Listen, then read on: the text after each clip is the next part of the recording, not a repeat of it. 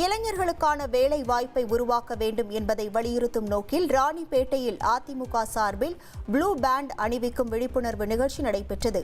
ராணிப்பேட்டை காரைக்கூட்டு ரோட்டில் உள்ள அதிமுக மேற்கு மாவட்ட தலைமை அலுவலகம் அருகே நடைபெற்ற இந்த நிகழ்ச்சியில் ராணிப்பேட்டை மேற்கு மாவட்ட அதிமுக செயலாளர் SM சுகுமார் சிறப்பு அழைப்பாளராக கலந்து கொண்டார். தொடர்ந்து நிகழ்ச்சியில் அதிமுக நிர்வாகிகள் மற்றும் பொதுமக்களுக்கு ப்ளூ பேண்ட் அணிவித்து விழிப்புணர்வு ஏற்படுத்தினார்.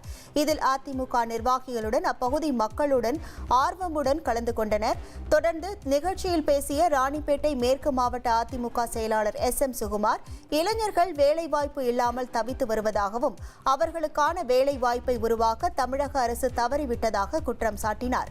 2026ஆம் ஆண்டு அதிமுக தலைமையிலான அரசு அமைந்தவுடன் வேலைவாய்ப்பை உருவாக்க இளைஞர்களுக்கு துணை நிற்கும் என அவர் தெரிவித்தார்.